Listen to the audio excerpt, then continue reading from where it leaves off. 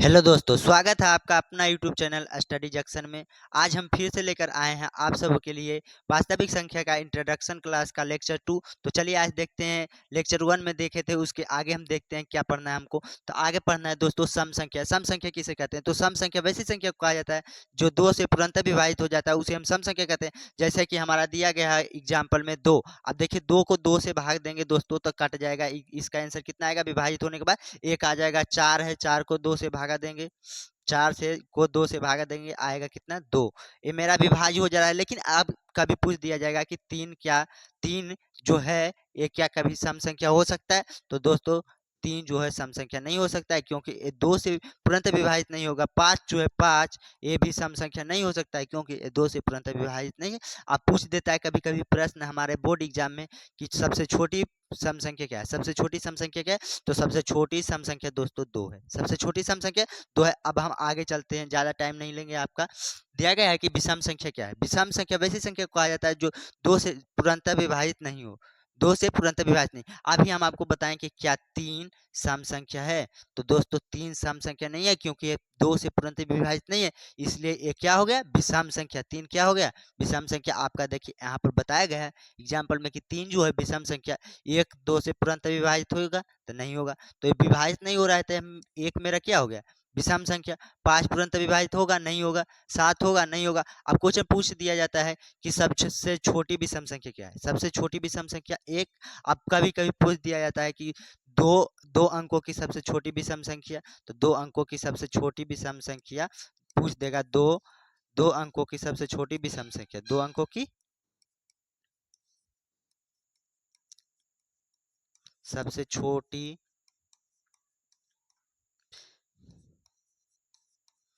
विषम संख्या। 2 अंकों की सबसे छोटी विषम संख्या क्या है? तो 2 अंकों की सबसे छोटी विषम संख्या 11 होता है, और 2 अंकों की सबसे बड़ी विषम संख्या 99 होता है। अब चलिए आगे हम चलते हैं। अब दिया गया है कि भाज्य संख्या क्या है? तो भाज्य संख्या दोस्तों उसे कहते हैं वैसी संख्या जो एक और अपने अलावा किसी तीसरी संख्या से कटे, उसे भी क्या कहते हैं? भाज्य संख्या कहते हैं। हम ये भी कह सकते हैं दोस्तों कि जो वैसी संख्या रहना चाहिए जो 1 से विभाजित हो जाए और अपने आप से विभाजित हो जाए और किसी और संख्या से भी विभाजित हो, उसे हम भाज्य संख्या कहते हैं। जैसे कि हम ले लिए यहाँ पर 4, एग्जाम्पल में दिया गया है 4। अब 4 को देखते हैं कि ये भाज्य संख्या है कि नहीं। देखिए दोस्तों ये 1 से विभाजित हो गया, मेरा 1 से विभाजित हो गया, 4 से विभाजित हो गया। अब देखिए ये 2 से भी विभाजित हो रहा है। तो मेरा क्या कह रहा है?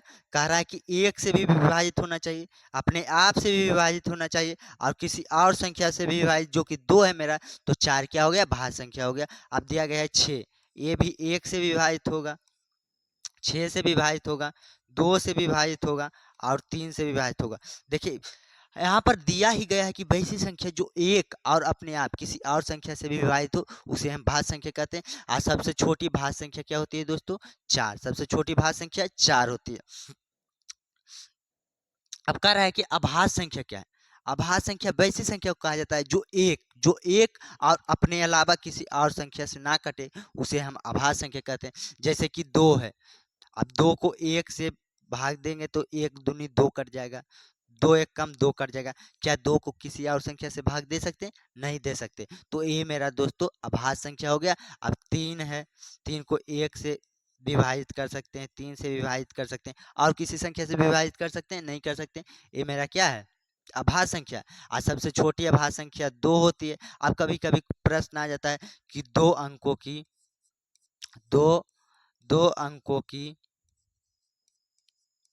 2 अंकों की सबसे छोटी अभाज्य संख्या। 2 अंकों की सबसे छोटी अभाज्य संख्या क्या है? तो 2 अंकों की सबसे छोटी अभाज्य संख्या मेरा होता है दोस्तों 11। अब कभी ये भी पूछ देता है कि 2 अंकों की सबसे बड़ी अभाज्य संख्या। 2 अंकों की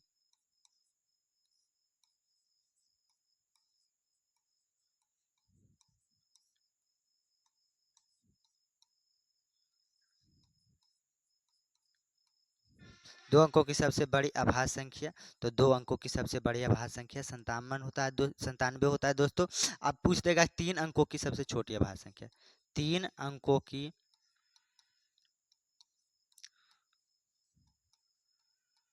सबसे छोटी अभाज्य संख्या। 3 अंकों की सबसे छोटी अभाज्य संख्या तो 101 हो जाएगा। अब कभी ये भी पूछ देता है कि 3 अंकों की सबसे बड़ी अभाज्य संख्या।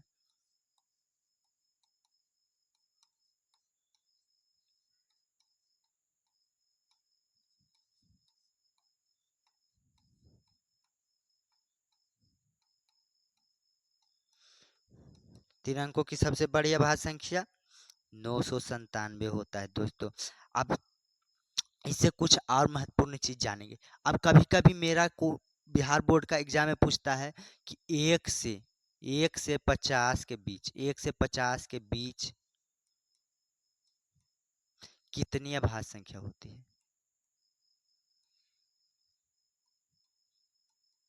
कितनी अभाज्य संख्या होती है। तो 1 से 50 के बीच दोस्तों 15 अभाज्य संख्या होती है। ये मोस्ट VVI क्वेश्चन है, इसको आप ध्यान से याद रखिएगा।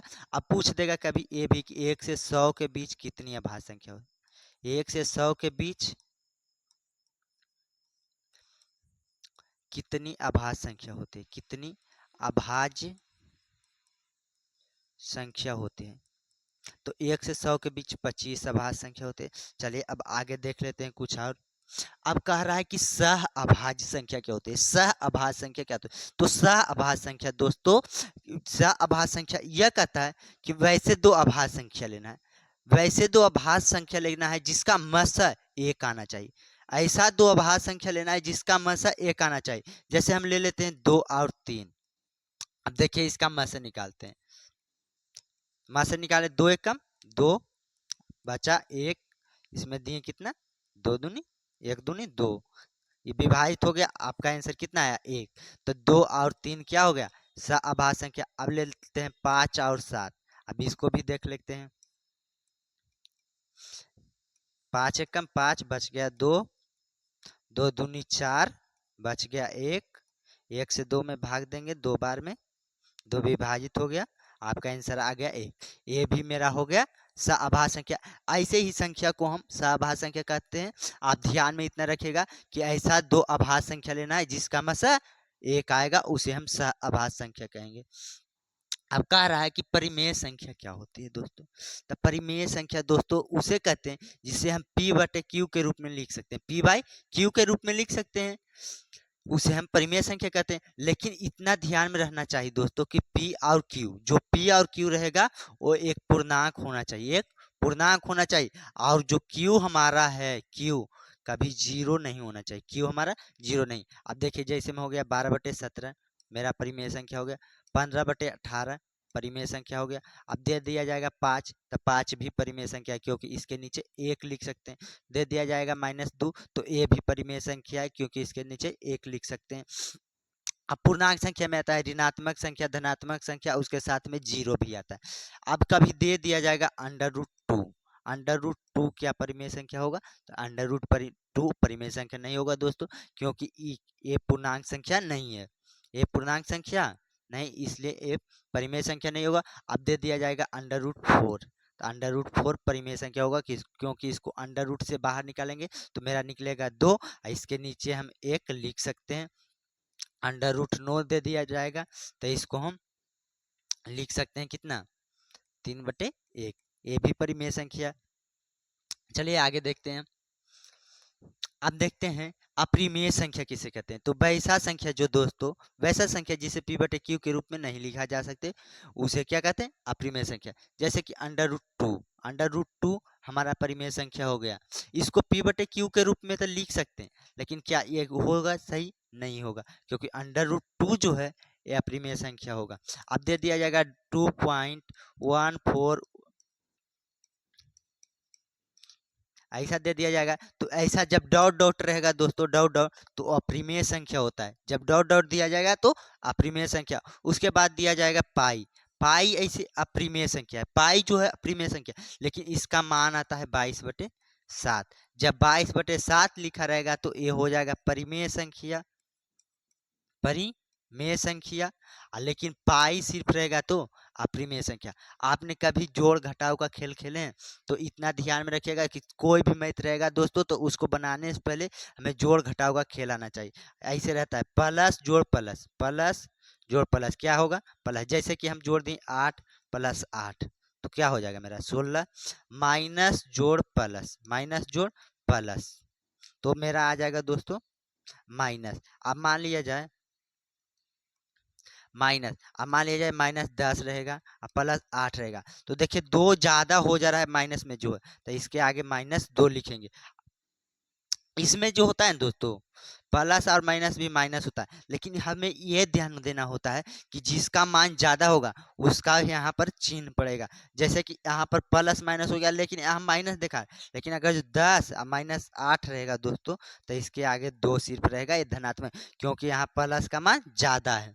अब दिया जाएगा माइनस इंटू माइनस, तो माइनस इंटू माइनस प्लस हो जाता है।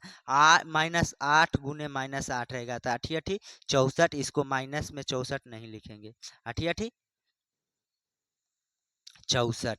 अब दिया जाएगा कि प्लस इंटू माइनस, तो इसको लिखेंगे माइनस। अब देखिए यहाँ पर करते हैं, 8 प्लस में है इंटू 8 माइनस में है, तो इसको लिखेंगे -64। समझ गए दोस्तों? तो इतना चीज आपको ध्यान में रहना चाहिए कि प्लस माइनस का खेला अच्छी तरह से आना चाहिए। तो चलिए आप देखते हैं कि हम वास्तविक संख्या में क्या पढ़ें। तो पहले पढ़ें प्राकृत संख्या, पहले पढ़ें प्राकृत संख्या, प्राकृत संख्या पढ़ें। उसके बाद इसमें जीरो जोड़ देने के बाद क्या बन गया? पूर्ण संख्या बन गया, पूर्ण संख्या। पूर्ण संख्या में ऋणात्मक संख्या जोड़ने के बाद पूर्णांक संख्या बन गया, पूर्णांक संख्या। अब इसमें और सबको मिला दिए तो परिमेय संख्या बन गया, परिमेय संख्या। इसमें अप्रिमेय संख्या जोड़ दिए, अप्रिमेय संख्या। जब इन सभी संख्या मिल जाती है दोस्तों, इन सभी संख्या, तो मेरा बनता है क्या? वास्तविक संख्या, वास्तविक संख्या। हम अब भी पढ़ रहे हैं वास्तविक संख्या। तो जय हिंद दोस्तों, अब मिलते हैं आपको हम अगली क्लास में, तब तक के लिए धन्यवाद।